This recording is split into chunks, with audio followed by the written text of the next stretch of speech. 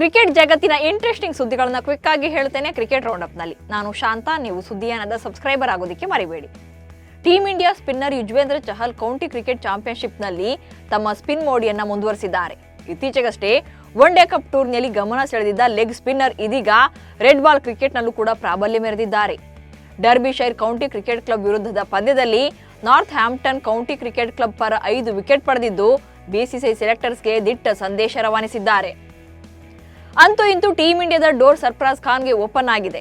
ಆದರೆ ಸರ್ಫರಾಜ್ ಖಾನ್ ಟೀಮ್ ಇಂಡಿಯಾದಲ್ಲಿ ಸ್ಥಾನ ಪಡೆದರೂ ಕೂಡ ಅಂತಿಮ ತಂಡದಲ್ಲಿ ಅವಕಾಶ ಸಿಗೋದಿಲ್ಲ ಎಂದು ಬಿಸಿಸಿಐ ಮೂಲಗಳು ತಿಳಿಸಿವೆ.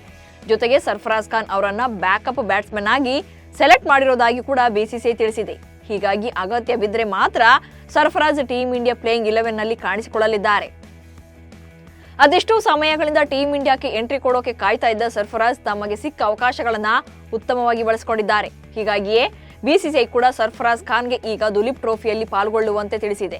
ಹೀಗಾಗಿ ಸರ್ಫರಾಜ್ ಬಾಂಗ್ಲಾದೇಶದ ವಿರುದ್ಧದ ಸರಣಿಯ ವೇಳೆ ಸ್ಟಾರ್ ಆಟಗಾರರ ಅನುಪಸ್ಥಿತಿಯಲ್ಲಿ ದುಲೀಪ್ ಟ್ರೋಫಿಯಲ್ಲಿ ಆಡಲಿದ್ದಾರೆ ಎಂದು ಬಿಸಿಸಿಐ ಅಧಿಕೃತವಾಗಿ ತಿಳಿಸಿದೆ. ಇದು ಅಣ್ಣ ಸರ್ಫರಾಜ್ ಖಾನ್ ವಿಚಾರದ ಅಪ್ಡೇಟ್ಸ್ ಆದರೆ, ಇತ್ತ ತಮ್ಮ ಮುಷೀರ್ ಖಾನ್ಗೆ ಬಿಸಿಸಿಐ ಬಂಪರ್ ಆಫರ್ ಕೊಟ್ಟಿದೆ. ಆಸ್ಟ್ರೇಲಿಯಾ ಪ್ರವಾಸಕ್ಕೆ ಮುಷೀರ್ ಖಾನ್ ಅವರನ್ನ ಆಯ್ಕೆ ಮಾಡುವುದು ಬಹುತೇಕ ಪಕ್ಕಾ ಆಗಿದೆ. ದುಲೀಪ್ ಟ್ರೋಫಿಯಲ್ಲಿ ಭಾರತ ಬಿ ತಂಡದ ಪರ ಆಡ್ತಾ ಇರುವ ಮುಷೀರ್ ಖಾನ್ ಇತ್ತೀಚೆಗೆ ಭಾರತ ಎ ತಂಡದ ವಿರುದ್ಧದ ಪಂದ್ಯದಲ್ಲಿ ಭರ್ಜರಿ ಶತಕ ಸಿಡಿಸಿ ಗಮನ ಸೆಳೆದಿದ್ರು. 19ರ ಹರೆಯದ ಬ್ಯಾಟ್ಸ್ಮನ್ಗೆ ಹೆಚ್ಚಿನ ಬ್ಯಾಟಿಂಗ್ ಚಾನ್ಸ್ ನೀಡೋಕೆ ಆಸ್ಟ್ರೇಲಿಯಾ ಪ್ರವಾಸಕ್ಕೆ ಕಳಿಸಲು ಬಿಸಿಸಿಐ ಸಿದ್ಧವಾಗಿದೆ ಎನ್ನಲಾಗ್ತಿದೆ. ಮೆಗಾ ಆಕ್ಷನ್ ನಲ್ಲಿ ತಮಗೆ ಬೇಕಾದ ಆಟಗಾರನನ್ನ ಖರೀದಿ ಮಾಡೋಕೆ ಆರ್ಸಿಬಿ ಮುಂದಾಗಿದೆ. ಕ್ವಾಲಿಟಿ ಆಟಗಾರರ ಖರೀದಿ ಮಾಡಿ ಬಲಿಷ್ಠ ತಂಡ ಕಟ್ಟುವ ಪ್ಲಾನ್ ಆರ್ಸಿಬಿಯದ್ದು. ಹಾಗಾಗಿ ಸ್ಫೋಟಕ ಬ್ಯಾಟರ್ ಸೂರ್ಯಕುಮಾರ್ ಯಾದವ್ ಅವರನ್ನ ಖರೀದಿ ಮಾಡಬೇಕು ಅಂತ ಆರ್ಸಿಬಿ ಫ್ರಾಂಚೈಸಿ ಪ್ಲಾನ್ ಮಾಡಿದೆ. ಹೀಗಾಗಿ ಆರ್ಸಿಬಿ ಟ್ರೇಡ್ ಮೂಲಕ ಸೂರ್ಯ ಅವರನ್ನ ಖರೀದಿ ಮಾಡೋ ಸಾಧ್ಯತೆ ಇದೆ.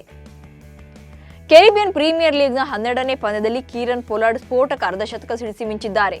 ಕೇವಲ 19 ಎಸೆತಗಳಲ್ಲಿ 7 ಸಿಕ್ಸರ್ನೊಂದಿಗೆ 52 ರನ್ಗಳನ್ನು ಸಿಡಿಸಿ ಕೀರನ್ ಪೊಲಾರ್ಡ್ ಮಿಂಚಿದ್ದಾರೆ. ಜೊತೆಗೆ ಸೋಲುವ ಆತಂಕದಲ್ಲಿದ್ದ ಟ್ರಿನ್ಬಾಗೋ ನೈಟ್ ರೈಡರ್ಸ್ ತಂಡವನ್ನ ಗೆಲುವಿನ ದಡ ಸೇರಿಸಿದ್ದಾರೆ. ಪಾಕಿಸ್ತಾನ ಕ್ರಿಕೆಟ್ ತಂಡದ ಮಾಜಿ ನಾಯಕ ಬಾಬರ್ ಅಜಂ ಸತತ ವೈಫಲ್ಯವನ್ನು ಎದುರಿಸುತ್ತಿದ್ದಾರೆ. ಪಿಸಿಬಿ ತವರಿನಲ್ಲಿ ಚಾಂಪಿಯನ್ ಒನ್ ಡೇ ಕಪ್ ಟೂರ್ನಿ ಆಯೋಜನೆಗೆ ಮುಂದಾಗಿದೆ. ಈ ಸಲುವಾಗಿ ಅಭ್ಯಾಸ ಪಂದ್ಯದಲ್ಲಿ ಪಾಲ್ಗೊಂಡಿದ್ದ ಬಾಬರ್ ಅಜಂ ಆಟ ನೋಡೋಕೆ ಸಾವಿರಾರು ಸಂಖ್ಯೆಯಲ್ಲಿ ಜನ ಸೇರಿದ್ರು. ಈ ಸಂದರ್ಭದಲ್ಲಿ ಬಾಬರ್ ಅಜಂ ಸ್ಥಳೀಯ ಸ್ಪಿನ್ನರ್ ಎದುರು ಬ್ಯಾಟ್ ಮಾಡಲು ಕಷ್ಟಪಟ್ಟಿದ್ರು. ಅಷ್ಟೇ ಅಲ್ಲದೆ ಸ್ವೀಪ್ ಶಾಟ್ ಹೊಡೆಯುವ ಪ್ರಯತ್ನದಲ್ಲಿ ಕ್ಲೀನ್ ಬೌಲ್ಡ್ ಆಗಿ ನಿರಾಸೆಯಿಂದ ಪೆವಿಲಿಯನ್ ಕಡೆಗೆ ಹೆಜ್ಜೆ ಹಾಕಿದ್ರು.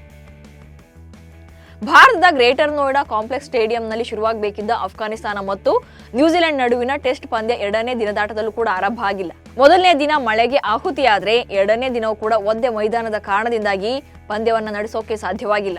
ಇನ್ನು 3ನೇ ದಿನದಾಟದಲ್ಲೂ ಕೂಡ ಪಂದ್ಯ ನಡೆಯುವ ನಿರೀಕ್ಷೆಯಲ್ಲಿ ಅಫ್ಘಾನಿಸ್ತಾನ ಹಾಗೆ ನ್ಯೂಜಿಲೆಂಡ್ ತಂಡಗಳು ಕಾಯ್ತಾ ಇವೆ. ಅಫ್ಘಾನಿಸ್ತಾನ ಮತ್ತು ನ್ಯೂಜಿಲೆಂಡ್ ನಡುವಿನ ಟೆಸ್ಟ್ ಪಂದ್ಯಕ್ಕೆ ಆತಿಥ್ಯ ವಹಿಸಿಕೊಂಡಿರುವ ಭಾರತಕ್ಕೆ ದೊಡ್ಡ ಅವಮಾನ ಆದಂತಾಗಿದೆ. ಉತ್ತರ ಪ್ರದೇಶದ ಗ್ರೇಟರ್ ನೋಯ್ಡಾದಲ್ಲಿರುವ ಕ್ರೀಡಾಂಗಣದಲ್ಲಿ ಈ ಪಂದ್ಯವನ್ನು ಆಯೋಜನೆ ಮಾಡಲಾಗಿದೆ. ಆದರೆ ಕ್ರೀಡಾಂಗಣದಲ್ಲಿ ಸರಿಯಾದ ಮೂಲ ಸೌಕರ್ಯಗಳೇ ಇಲ್ಲದೇ ಇರುವುದು ಭಾರಿ ವಿವಾದಕ್ಕೆ ಕಾರಣ ಆಗಿದೆ. ಒಂದ್ ಕಡೆ ಪಿಚ್ ವ್ಯವಸ್ಥೆ ಸರಿ ಇಲ್ಲದೆ ಆಟಗಾರರು ಬೇಸತ್ತಿದ್ರೆ, ಮತ್ತೊಂದು ಕಡೆ ಮಾಧ್ಯಮದವರು ಹಾಗೆ ಆಟಗಾರರಿಗೆ ಒದಗಿಸಲಾಗಿದ್ದ ಊಟದ ವ್ಯವಸ್ಥೆಗೆ ನೀಡಲಾಗಿದ್ದ ತಟ್ಟೆಗಳನ್ನ ಟಾಯ್ಲೆಟ್ ಬಳಿ ತೊಳೆದಿರುವುದು ಬೆಳಕಿಗೆ ಬಂದಿದೆ. ಇವಿಷ್ಟು ಇವತ್ತಿನ ಕ್ರಿಕೆಟ್ ರೌಂಡ್ ಅಪ್ ಸುದ್ದಿಗಳು. ನಮಸ್ಕಾರ.